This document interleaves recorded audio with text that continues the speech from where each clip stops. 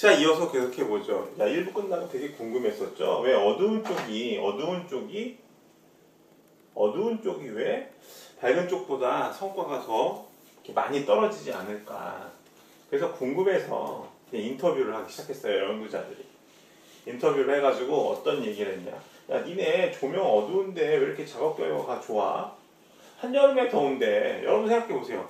한여름에 지금 수업을 하고 있는데 너무 더워요. 그냥 땀을 뻘뻘 흘리면서 공부하는 것보다는 에어컨디셔너를 크게 작동하는 게 낫겠죠. 그죠? 마찬가지로 작업을 할 때 밝아야 일이 잘할 거 아니에요. 근데 어두운 쪽에서 잘했다. 도대체 왜 그랬냐라고 물어봤더니 그 어두운 쪽에서 일하는 존과 마이클과 그죠? 잭이 모여서 이야기를 했어요. 아니 우리 일하는데 조명도 어둡게 해놓은 거 보니까 이거 우리 회고시키려나 보다. 아, 우리 가족이 많은데 내가 가족을 부양해야 되는데 내가 일자리에서 해고 당하게 되면 어떡하지? 큰일 났다. 불안한데? 라고 존이 마이클한테 그죠? 뭔가 이야기했을 것 같아요. 어디까지나 제 상상이에요. 제 같은 경우는 나이가 제일 많은 사람이었어요. 그래서 자기보다 이제 연하의 친구들이 걱정을 하는 거 보고 형으로서 한마디 하죠. 야, 걱정하지 마. 우리가 할 수 있는 일을 최선을 다하자. 이렇게 이야기를 한 거죠. 그죠? 그리고 끝나고 나서 잭이 동생들한테 술 한 잔씩 사준 거예요. 야, 맥주 한 잔씩 하면서 이야기 좀 해보자. 마이클이 요새 감기에 걸렸는데 일하기 어려울 거야. 존, 네가 같이 좀 도와줘. 이렇게 맥주 한 잔 하면서 일을 같이 하고 동고동락 하다 보면 끈끈함이 생길 거 아니에요. 이런 것 갖다가 우리가 이런 것들을 심리적인 유대감. 여러분들도 이제 뭐 동네에서 오랫동안 같이 이제 지내온 친구들 보면 심리적 유대감이 있죠. 저도 그래요. 저는 이제 친한 친구가 한 2명 있는데 그 친구들하고 지금 친구가 된 지 약 40년 정도 되거든요. 그야말로 이제 오랜 친구죠. 초등학교 때부터 친구였으니까. 근데 그런 친구들 보면 상당히 심리적으로 유대감이 있어요. 끈끈해요. 그죠? 그래서 만나도 불편하지도 않고 아마 존과 마이클 잭도 그러지 않았을까. 어두운 그런 조명 아래에서 일하면서 이런 얘기를 하지 않았을까. 심리적 유대감이 있고요. 그죠? 그러다 보니까 어떻게 돼요? 야, 이거 회고 때문에 안 되겠다. 그죠? 그러면서 열심히 이야기를 했죠. 그러면서 인포멀 그룹이라고, 그죠? 이 비공식 집단, 술 마신 거 얘기하는 거예요. 같이 모여서 비공식적인 만남을 통해서 돈독하게 다졌다. 팀워크를, 그죠? 이런 것들이 상당히 주요해서 성과가 높아졌다는 거죠. 조금 전에 제가 테일러 이야기를 하면서 능률이 중요하다고 했잖아요. 그죠? 능률이라는 거는 빠른 시간 내에 여러 가지 일을 해내는 거, 그죠? 아니면 인풋 대비 아웃풋을 크게 하는 건데 능률에서 우리가 능률을 추구할 때 전제되어야 되는 게 인간성에 대한 그죠? 철저한 말살이에요. 그죠? 어떤 거냐면 효율성이 추구되려면 가장 좋은 게 뭐냐면 인간이 기계처럼 일해야 된다는 거죠. 이 말 기억하세요? 레셔널이란 말. 영화 터미네이터 보면 터미네이터는 잠도 안 자고 그죠? 존과 세라 코너를 계속 지키잖아요. 밤새서. 그래서 너무 이성적이면 기계처럼 우리가 보일 수도 있다. 테일러가 가지고 있었던 인간관이라고 생각해요. 아, 효율성 추구하려면 열심히 일해야지. 노동자들이 왜 중간에 쉬어? 응? 1시간 동안 일 열심히 해서 그죠? 하루에 일 열심히 하고 2시간 열심히 하고 3시간 열심히 하고 하루 동안 일 열심히 해서 천국 가야지. 뭐 하고 있는 거야? 그리고 차별성과급도 주는데 뭐 하는 거지? 근데 실제로 그렇게 인간이 기계처럼 일하면 좋은데 쉽지 않아요. 제가 늘 말씀을 드리지만 지금 강의 들으시면서도 졸릴 수 있잖아요. 그죠? 배고플 수도 있고. 그리고 잠시 딴 생각도 들고 수업 끝나고 뭐 할까? 이따가 고구마 좀 쪄먹을까? 뭐 이런 생각할 수도 있고요. 그죠? 그래서 인간에 대한 특징들을 파악한 거예요. 아, 인간은 사회적이고 자연적인 존재구나. 욕구가 있구나. 일 열심히 한 거는 뭔가 잘 살아보려고, 그죠? 해고당하지 않으려고. 생존의 욕구 같은 거, 그죠? 그 다음에 사람들끼리 끈끈이 뭉쳤잖아요. 소셜, 사교적인 욕구. 그래서 장황하게 이야기했는데 다 잊어버려도 좋고요. 여러분들이 꼭 기억하셔야 될 거는 호선 연구의 의의가 뭐냐. 호선 실험의 호선 연구의 의의는 뭐냐. 조직이 인간을 바라보는 관점이 변화되었다. 사실 초기 자본주의가 발달할 때 자본가들은 노동자들을 철저하게 기계처럼 봤죠. 그죠? 초기 자본주의에서 일하던 노동자들은 7살 먹은 아기들이 5시부터 새벽 5시부터 12시까지 막 일하고 했어요. 밥도 제대로 주지도 않고 상당히 열악했죠. 근데 사실은 이런 측면이 있는 거예요. 인간이라는 게. 그렇다고 해서 인간이 뭐 합리적이지 않다라고 하면 말도 안 되는 거지만 합리적인 측면도 있지만 사람들의 특징은 기본적으로 자연적인 존재고 그죠? 사회적인 존재다. 그죠? 지금 뭐 이제 전 세계 코로나 19 창궐하고 있는데 그런 것들을 이제 가만히 뉴스를 접해보면 여러 가지 일들이 많이 일어나잖아요. 막 상점을 털기도 하고, 그죠? 폭도들이 막 폭력이 일어나기도 하고, 그죠? 이런 측면이 있는 거죠. 자, 그래서 정리를 해봅시다. 호손 실험의 가장 큰 의의는 뭐다? 인간이 자연적이고 사회적인 존재이기 때문에 여기서 바로 조직행동이 연구가 시작됐다라는 거죠. 무슨 얘기냐면 인간이 모두 합리적이라고 한다면, 그죠? 관리자들이, 그죠? 그 다음에 구성원들에 대해서 여러 가지 관리나 통제 같은 것을 할 필요가 없어요. 여러분들이 모두 합리적이라고 한다면 제가 뭐 수업 시간에 재밌는 이야기, 뭐 물론 지금 온라인 수업이라서 재밌는 얘기를 그렇게 많이 못 해드리지만 주의 환기를 시키거나 그리고 사실 뭐 수업도 할 필요 없죠. 그냥 제가 교재 하나 들고 와서 자 교재 200페이지까지 읽어오세요. 자 다 읽었으면 다음 교재. 아마 한 학기에 교재 한 10권은 끝낼 수 있을걸요. 근데 그렇지 않잖아요. 공부하고자 하는 마음도 있지만 그죠? 이성적인 측면도 있지만 사회적이고 합리적인 측면이 강하다라는 거죠. 그런 것들을 알기 때문에 조직행동에 대한 연구가 시작되게 된 거다 이렇게 보시면 돼요. 자, 그 내용 보면 그래서 조명 실험을 통해서 그죠? 인간이라고 하면 조직 구성원들 심리적 사회적 욕구가 충족되면 동기부여가 가능해질 수 있다라는 거죠. 그죠? 동기부여. 너무 이성적인 친구들은 동기부여 필요 없어요. 그죠? 그냥 해요. 근데 여러분들이나 저나 동기부여가 필요하죠. 자, 이렇게 봅시다. 자, 그래서 그 호손 실험은 사람들 간의 어떤 심리적 유대감이라든가 끈끈한 정, 사람 사이에 발생하는 여러 가지 응집성 같은 것들을 우리가 알 수 있는 그런 연구였어요. 그래서 이런 것들이 휴먼 릴레이션 티어리라는 인간 관계론으로 발전하게 되고요. 자, 그리고 이어서 두 번째 메슬로우의 이론 한번 볼게요. 자, 메슬로우의 이론의 전제는 그야말로 인간이 자연적이고 사회적인 존재다라는 것을 바탕으로 하고 있어요. 그래서 뭐가 있다?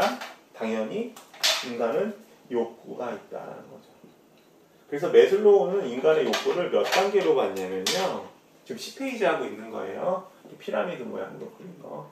인간의 욕구를 5단계가 있다라고 봤어요. 그래서 한번 써보면 1단계부터 써볼까요? 우리는 1단계는 베이직 니즈, 그죠?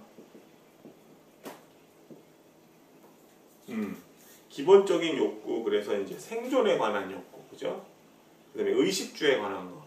그 다음에 또 이제 베이직 니즈 중에 하나가 이제 HRM 쪽으로 우리가 초점을 좀 맞춰보면 이런 이슈가 있죠. 최저임금 같은 거, 그죠? 최저임금. 최저임금. 시간당 최저임금을 도대체 어느 정도로 해야 되느냐. 이것들은 이제 여러 가지 이슈가 많은데 이것도 좀 얘기를 하면 길어지니까 일단 저는 이제 최저임금을 좀 높이는 것이 중요하다고 생각을 해요. 자, 봅시다. 여기까지. 그래서 최저임금에 대한 얘기. 제가 온라인 수업에서 아쉽다고 하는 게 이런 최저임금에 대한 주제도 우리끼리 모여서 수업을 하면 여러 가지 이제 이슈들을 가지고 이야기를 할 수 있는데 제약이 좀 있죠. 시간도 부족하고 됐어요. 그만 얘기하고. 자, 봅시다. 베이직 니즈. 두 번째는 뭐가 있냐면 세큐리티. 안전의 욕구. 안전의 욕구 같은 경우에는 뭔가 이제 보호받고자 하는 욕구, 그죠? 특히 이제 고용 안전 같은 경우. 취업을 했는데 현재 비정규직이야. 빨리 정규직 되고 싶어. 이런 것들, 그죠? 고용 안정이 되면 그 다음에 느끼는 게 이제 다른 사람들과 어울리고자 해요. 소셜 혹은 사교, 사랑, 그죠? 이 단계로 욕구 단계가 점점 이렇게 계단식으로 올라간다 이렇게 보시면 돼요. 1단계 충족되면 2단계로, 2단계 충족되면 3단계로. 네 번째는 뭐예요? 이스팀, 존경, 존경의 욕구. 다른 사람들과 같이 어울리다 보면 그들로부터 존경받기를 원한다. 회사 같은 경우에는 승진 같은 것이 중요하겠죠. 그 다음에 궁극적으로는 셀프 액츄얼라이제이션, 자아 실현의 욕구다. 자아 실현의 욕구. 그래서 이런 인간의 욕구가 5단계로 이제 이루어져 있고, 이 욕구는 어떻게 되어야 된다는 거예요? 반드시 충족돼야 된다는 거죠. 충족. 욕구가 충족되면 뭐가 이루어지냐요? 뭐가? 뭔가 충족되면 동기부여가 이루어진다고 본 거예요. 그죠? 욕구가 있어요. 제가 많은 돈을 벌고 싶어요. 가족들이 많아서 부양을 해야 되기 때문에 돈을 많이 벌었어요. 동기부여 되죠. 일을 열심히 했는데 돈을 많이 주고. 자, 이런 5단계가 있는데 기본 전제는 인간이 사회적이고 자연적인 존재이기 때문에 뭐가 발생한다? 욕구가 발생한다. 라는 게 기본 전제가 되죠. 한계점은 어떤 것 같아요? 상당히 그럴싸한 이론이죠. 그죠? 한계점은 있을까요? 한계점? 우리 이거 6장에서 동기부여할 때, 챕터 6에서 동기부여할 때 다룰 텐데 미리 한번 보죠. 어떤 점이 한계일까요? 인간의 욕구가 매슬로우는 이런 단계를 거친다고 했는데 이건 없나요? 욕구에 있어서의 뎁스는 없나요? 깊이는? 깊이. 계속 깊어져. 무슨 얘기냐면 이 베이직 니즈가 충족됐어요. 충족된 거에서 끝나지 않고 계속 깊어지지 않나요? 저는 지금 2단계까지도 잘 안 가는 것 같아요. 저는 이 5가지 욕구 중에서 1번이 제일 중요하거든요. 자, 의식주를 봅시다. 지금 이제 최근 트렌드를 보면 여전히 뭐 우리 인간은 식에 대해서 관심이 많죠, 그죠? 그래서 먹는 TV를 보면 먹는 관련 프로그램들 되게 많이 하잖아요. 근데 그런 것도 요새 많이 하지만 식에서 주로도 많이 옮겨가는 것 같아요. 집에 관한 거. MBC에서 지금 방영하고 있는 구해줘 홈즈 같은 거 보면 집 얘기 되게 많이 나오고, 기타 다른 방송에 대한 얘기 보면 집 얘기 되게 많이 나와요. 구해줘 홈즈 같은 경우 보면은 많은 이제 우리나라 사람들이 거주 형태가 아파트가 많잖아요. 저도 아파트에 살고 있지만 저도 가끔씩 이제 아파트를 좀 벗어나서, 그죠? 저희 집에 이제 3살 먹은 아기가 있기 때문에 아기는 막 뛰어놀잖아요. 그런 거 보면 그냥 좀 마당 있는 집도 생각나고, 그러다 보면 전원주택도 나오고 그러는데 그런 것들을 많이 소개를 하거든요. 그래서 지금 식에서 주로 넘어가고 있는 것 같아요. 여기서 계속 도는 것 같아요. 다음엔 뭘까?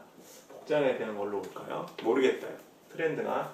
어찌됐건 간에 지금 제가 아파트라는 집이 있어요. 그죠? 제가 결혼할 때 아파트를 장만했거든요. 그래서 와, 우리 집 너무 좋아 그랬는데 TV에서 나오는 멋지고 좋은 집들, 의리의리한 집 보면 어때요? 아, 우리 집 그러네. 더 좋은 집으로 이사가고 싶다. 기본적인 욕구가 더 깊어진 거죠. 그래서 제가 볼 때는 테일러가 놓친 게 하나가, 어느 정도 욕구가 충족되면 다음 단계 욕구가 생긴다고 하는데 계속 한 단계의 욕구에서 머물 수도 있고 욕구가 더 깊어질 수 있다는 거죠. 자동차 같은 경우도 처음에 자동차를 샀을 때는 기분이 좋았거든요. 근데 제 친구들이, 돈 많이 버는 친구들이 저보다 더 좋은 차를 구입한 걸 보면 그 차가 또 부럽기도 하더라고요. 욕구 깊어지는 거. 이런 것들이 한계점이 아닐까 생각이 돼요. 자, 어찌됐건 간에 한계점까지 봤는데 매슬로우의 욕구 이론은, 그저 욕구 단계 이론은 동기부여에 관한 얘기다 라는 걸 좀 기억하시고요. 자, 그 다음에 11페이지 맥그리거의 이론 한번 볼게요. 맥그리거의 XY 이론. 이 맥그리거는 매슬로우 영향을 많이 받았거든요. 무슨 얘기냐면,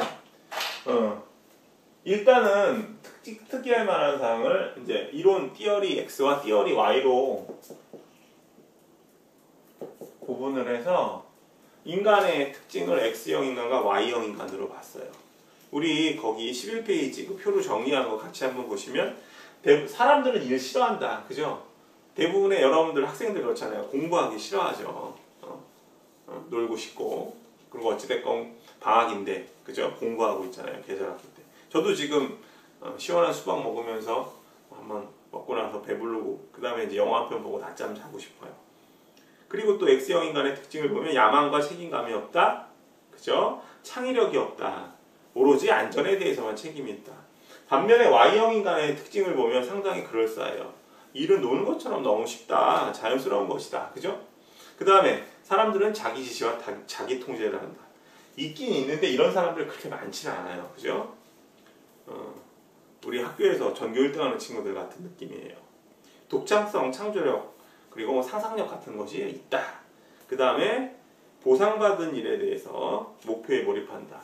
여기서 보상이라고 하는 거는 제가 볼 때는 외재적 보상보다는 내재적 보상 같아요. 자, 앞전에서 설명드렸죠. 인트린식 리워드. 그러니까 어떤 칭찬이나 자부심, 명예, 심리적인 내면적인 부분들을 건드려서 보상시켜 주는 거예요. 근데 보상이라고 했을 때 외재적 보상도 중요하죠. 그래서 X형, Y형 인간의 특징이 달라요. 성격이 달라서 욕구도 다르다라는 거죠. 욕구도 다르다. X형 인간의 욕구, 그 다음에 Y형 인간의 욕구도 다르다. 그래서 맥그리거는 무슨 얘기를 했냐면 매슬로우의 욕구 단계 이론을 차용해서 X형 인간에 해당되는 사람들은 저차원적인 욕구 충족시켜야 된다. 저차원적인 욕구 충족. 매슬로우의 욕구 중에서 욕구 단계 중에서 1차, 2차 베이징 니즈나 세큐리티 니즈 같은 것들을 충족시켜 줘야 됐다라고 이야기를 했고요. 그 다음에 Y형 인간은 고차원적인 욕구 존경이라든가 그죠? 자아실현 이게 각각 4차, 5차 정도 욕구가 되죠. 근데 조직을 보게 되면 어떤 조직은 X형 인간이 대다수를 차지하는 경우 있고 어떤 조직을 보면 Y형 인간이 좀 많은 조직들이 있어요. 그래서 조직 성격에 맞는 동기부여 방식. 다시 얘기하면 어떤 방식으로 욕구를 충족시킬 것인가를 잘 생각을 해야겠다는 거죠. 자, 그래서 맥그리거의 이론도 역시 동기부여 이론이다라고 보시면 돼요. 자, 그래서 1930년대에 호선 실험을 통해서 인간이 자연적이고 사회적인 존재라는 것을 철저하게 깨닫고 난 이후로 조직행동의 초점은 개인이 되었어요. 개인의 동기부여에 영향을 주는 건 뭐냐? 욕구 충족이다. 뭐 이런 얘기 막 나오고 그리고 연구를 하다 보니까 동기부여에 영향을 줄 수 있는 요소들이 뭐야? 우리 조직 내에서 구성원들한테 동기부여는 늘 말씀드리지만 자발적인 행동을 야기시키는 거거든요. 근데 이런 것들에 있어서의 역할은 누가 중요하냐? 리더의 역할이 중요하다. 다시 얘기하면 리더십이 발휘됐을 때 동기부여가 가능하다. 그래서 30년대 이후 쭉 40년대부터 리더십과 동기부여에 대한 연구가 상당히 많이 이루어져요. 요게 계속 지금까지도 물론 이루어져 오고 있지만 그래서 조직행동 연구의 수준을 얘기할 때 우리가 개인 수준, 집단 수준, 그죠? 인디비주얼, 그룹, 오르거니제이션 세 가지를 얘기했는데 개인적인 수준에서의 인간의 특징에 대한 연구가 계속 이루어졌다. 동기부여. 리더십은 어떤 관계가 있느냐? 동기부여에 어떤 영향을 주니? 리더가 발휘하는 여러 가지 스타일에 따라서 리더십 스타일에 따라서 동기부여 다르게 될 수 있는데 그죠? 지금까지 계속 이루어져 있어요. 그래서 리더십 연구는 우리가 챕터 9장에서 여기서 잠깐 살펴보면 좋은데 그리고 9장에서 또 다뤄보면 좋은데 시간이 없으니까 9장에서 다룬다는 말씀 드릴게요. 자, 그 다음에 이제 이 개인 수준의 연구에서 주된 패러다임이 뭘로 넘어가냐면 이 조직 차원으로 넘어가거든요. 오르거니제이션. 조금 더 얘기하면 조직이 갖고 있는 조직 문화에 대한 연구가 이루어져요.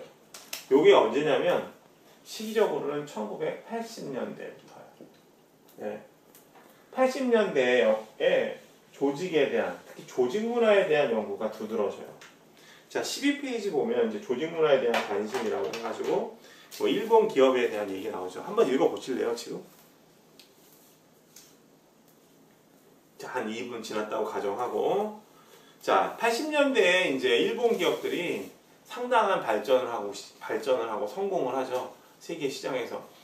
그래서 1980년대 신문을 보면 그 시가총액이, 그죠? 주식의 시가총액이 이렇게 높은 기업들을 우리가 보통 이제 최우량 기업이라고 하는데, 그래서 뭐 50대 기업 이야기도 하고 뭐 100대 기업 이야기도 하고 그러는데, 50대 기업 중에서 일본 기업들의 비중이 상당히 높았어요. 그러다 보니까 이제 미국이 긴장을 하죠. 그죠? 지금은 이제 중국에 일본이 밀려서 경제력이 지금 3위로 밀려 있는데, 그죠? 그리고 독일한테도 쫓기고 있고, 근데 80년대에는 미국을 위협할 정도로 상당히 일본 기업이 승승장구를 했죠. 그리고 80년대 중후반에 86년도인가 플라자 합이 일어나면서 그 엔고화가 일어나면서, 그죠? 에러 가치가 상당히 높아지죠. 그래서 일본에서 이제 거기서부터 이제 그 일본 경제 거품 경제가 시작됐다고는 하지만, 어쨌든 이제 화폐 가치가 올라가면서 돈을 주체할 수 없으니까 미국에 있는 땅을 많이 사기도 해요. 뭐 영화사 같은 것도 구입하고. 어쨌든 미국에 대한 그런 일본 기업들의 도전이 상당히 커지던 시기에 어떤 사람이 있었냐면 에드워드 데밍이라는 사람이 있었거든요. 데밍. 이 사람이 일본 기업에 관심을 갖게 돼요. 그러니까 미국 기업에서 근무하는 근로자들은 근무 시간인 외에는 일을 잘 안 하려고 해요. 예를 들면 5시에 이제 건설 현장에서 일하고 있다가 근무 종료를 알리는 종이 울리면 그냥 일하던 거 집어 던지고 막 퇴근을 하는 거예요. 근데 일본 기업들의 노동자들은 어때요? 근로자들은 근무 시간이 끝나도, 그죠? 자기가 한 일, 그날 해야 될 일에 대해서는 끝까지 일을 해내고 가죠. 그러니까 일본의 어떤 고유의 어떤 문화적인 특징, 일본 고유의 문화. 예를 들면 일본 고유의 문화 이런 거 있죠. 장인 정신 이런 거, 그죠? 뭐 오사카에 가면은 뭐 7대째 이어져 오는 초밥집이 있고 막 그러잖아요, 그죠? 그래서 그 아들도 초밥집을 하고 아들의 아들도 초밥집을 하고, 그죠? 일본 특유의 장인 정신. 그 다음에 일본이 갖고 있는 어떤 유교적인 문화 있잖아요, 그죠? 가족같이, 그리고 윗사람 말 잘 듣고, 그죠? 그리고 일본, 이건 뭐 유교 문화라고 볼 수는 없지만 일본 특유의 남들에게 패키치지 않고, 그죠? 이런 특유의 일본 문화들, 이런 게 겹쳐져서 이런 분위기가 일본 기업에 전체적으로 이제 퍼져 있고, 이런 것들이 하나의 경쟁력으로 작용을 하게 된 거죠. 그래서 데밍이 일본 기업에 가서 여러 가지 연구들을 해요. 미국이 갖고 있지 않은 여러 가지 측면들을, 그죠? 그래서 일본이 이제 모든 산업 분야에서 승승장구하는데, 그런 어떤 조직 문화 바탕 위에서 일본이 성공적으로 했던 게 TQM이라는 거죠. TQM. TQM이 뭐냐면 우리 핸드아웃에도 있지만 토탈 퀄리티 매니지먼트라고 해요. 우리말로 하면 전사적 품질 관리. 우리가 보통 품질 관리라고 하면은 생산 현장에서의 양품, 불량품만 얘기하는 건데, 전사적 품질 관리라는 거는 품질 개념을 확대해서 제품이 생산되는 과정은 물론이고, 그죠? 그 제품이 소비자들에게 운반되는 과정, 그리고 사후 서비스까지. 그래서 그런 품질을 확대해서 서비스까지 품질을 정의하고요. 이런 것들을 회사 입장에서 관리하자는 측면이에요. 일본 기업들의 TQM의 성공은 상당히 의미가 있더라. 근데 이런 것들이 그냥 이루어지는 게 아니라 조직 문화의 바탕에서 이루어졌다. 그래서 일본 기업들의 도전으로, 그죠? 미국에서 이게 이제 원인이 돼서 조직 문화에 대한 연구가 상당히 활발히 일어나죠. 자, 그래서 거기 밑에 보시면 카메론과 퀸의, 그죠? CVM이라는 게 있죠. 이걸 갖다가 우리가 적어놔볼게요. 저거 제목만 적으세요. 경쟁 가치 모형이라고 해요. 경쟁 가치 모형. Competing Value Model. Competing Value Model. 카메론과 퀸. 아까 카메론 어디서 배웠어? 우리 카메론 어디서 배웠어요? 어디서 배웠어요? 카메론. 조직 유효성 할 때, 그죠? Organizational Effectiveness 할 때 나왔잖아요. 그래서 퀸과 카메론 혹은 카메론과 퀸이 제시한 조직 문화 유형이 있어요. 네 가지. 첫 번째 클랜이라는 거. 클랜은 C족. 우리 왜 뭐 몇 년 전에 뭐 클래시 오브 클랜 해가지고 부족들이 막 전쟁하는 게임이 있었잖아요. 그런 거 생각하시면 돼요. 요 클랜은 C족 문화라고 하고요. C족 써볼까요? 클랜 C족. 우리말로 번역하면. 근데 이것도 단어도 여러 가지 의미로 해석이 가능해서 그냥 클랜 문화 이렇게 기억하시고. 에드호크러시는 임시조직. 임시조직. 그 다음에 하이어러키는 계층. 그 다음에 마지막으로 마켓. 시장 문화. 이렇게 정리하시면 될 거예요. 구체적인 내용은 우리가 2장, 그죠? 챕터 2 8페이지에서 다룰 테니까 이런 조직 문화의 유형까지도 제시했고 이런 조직 문화의 유형이 어떤 조직에 적합한지를 설명하고 있다는 거죠. 자, 그래서 조직행동 연구는 개인 연구, 그죠? 개인 수준의 연구. 그래서 동기부여와 리더십 연구가 활발해져 있다가 80년대 들어가서 일본 기업의 성장으로 인해서 조직 문화에 대한 연구가 활발하게 이루어졌다라고 정리하시면 되겠습니다. 자, 2부 여기서 마치고요. 3부 이어서 들어가도록 하겠습니다.